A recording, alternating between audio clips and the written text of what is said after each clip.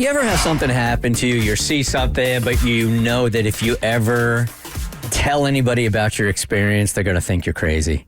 Like, it could be in the middle of the night, you're driving home, and you swear you see something in the sky that very well could be a UFO, right? Let's just say. You don't share that with anybody because people are going to go, oh, yeah, UFOs. Right, sure. Well, people share it now because the government basically confirmed there are UFOs. Right.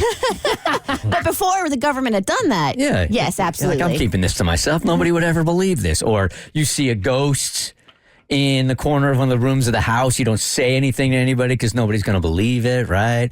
Mo is hearing voices in his apartment. That sounds crazy. Is it just in the apartment? Yeah, so far. So far, they haven't traveled with me. And it's funny because I wasn't going to share it the first time it happened. I did exactly that. I was like, nobody's going to believe this. People are going to think I'm out of my mind. I'm keeping this to myself. But the second time it happened, I was like, okay, maybe I'm actually on to something.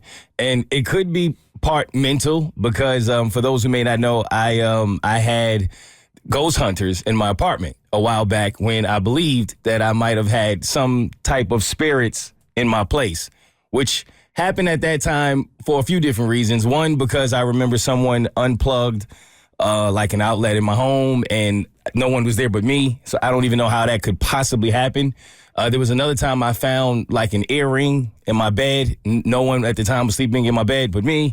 I don't know how that could happen. And the third thing was something fell off of the countertop in my kitchen and no one was there but me. And the way that it was placed, the plate that fell, it wasn't like on the edge.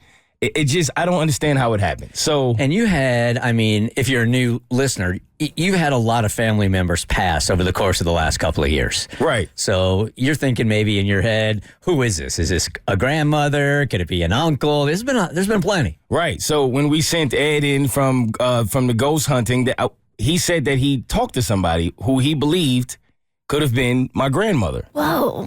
And so the answers he gave were like, okay, it could be true, but it wasn't enough. Like, I think my grandmother would have to, like, literally come in the room, kiss me on the cheek, tuck me in. Like, that's the only way I'm really going to believe this. So after a while, it was kind of on my mind, but then I was like, nah, I think I'm just hearing stuff. I'm not sure, whatever.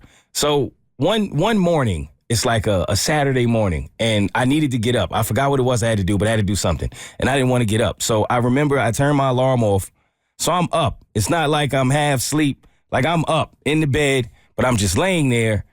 And I mean, clear as day, I heard a voice. It was definitely a woman. It was like a softer voice, as if she was trying to whisper it.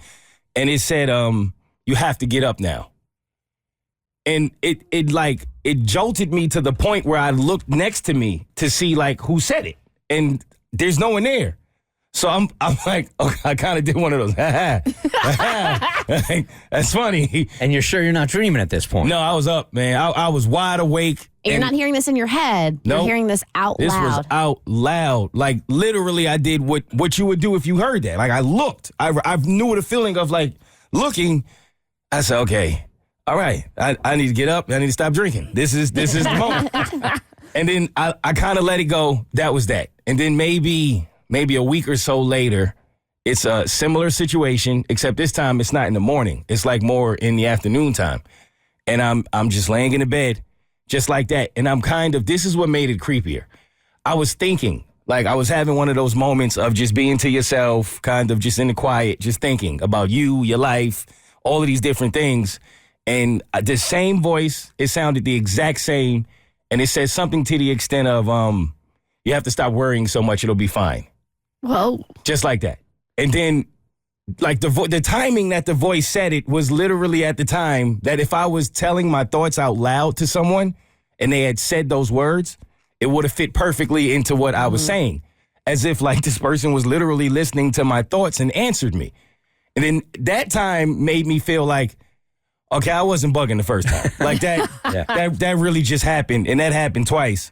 Are you if sure it happens the third time, I'm moving. Are you sure no exes have keys to your house? I am sure. I can also read his mind. So wait, all the crap that your apartment complex has done to you when it came to, like, the mold. And the fan, like, and that's not going to make you move. But that lady voice will get you out of there. This will do it. I done stuck through a lot. I mean, if Maybe it's your apartment complex. They trying to get me out. They put a little speaker under my bed. I still think that your story today is more believable than Abby's cat translator story.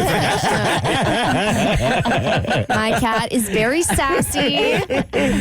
The thing is like, if it really is a spirit that's trying to talk to you, then it's not going to matter really where you're going to move. They're going to go with you, man. You think so?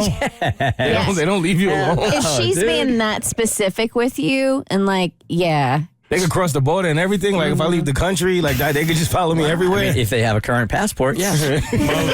Mo, can you go home this afternoon, lay into bed, and think about lottery numbers? Yeah, and then pass them on to us. Brother up. I'll do what I That can. sounds good. I'll do what I can. Are you freaked out though? A little bit. Yeah. It wasn't scary. It's like a weird thing. I wasn't afraid. It just was out of nowhere. It was just like in shock. But the voice was so comforting that it didn't scare me. I think we got to get a medium in.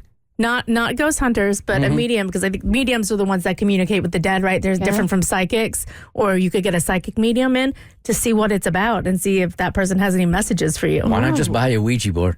Because those are dangerous and it's messing with the devil. I know. It opens up the portal to hell, right? Not doing it. Didn't John Edwards reach out to you recently wanting to come on the show? Oh, he did. Ooh. There we go. Wow, see? Universe works in weird ways. Yeah, I can reach out to him. He could do something. Okay. Okay, you into that? Yeah, this will certainly help my nightmares. Let's do it. It sounds like it's a friendly voice. It's No, not it like does. it's one saying, get out. Right? It's Casper, the friendly ghost. The Bert Show. Like what you just watched? Well, you can get way more of The Bert Show on Apple, Spotify, Stitcher, or wherever you get your favorite podcasts.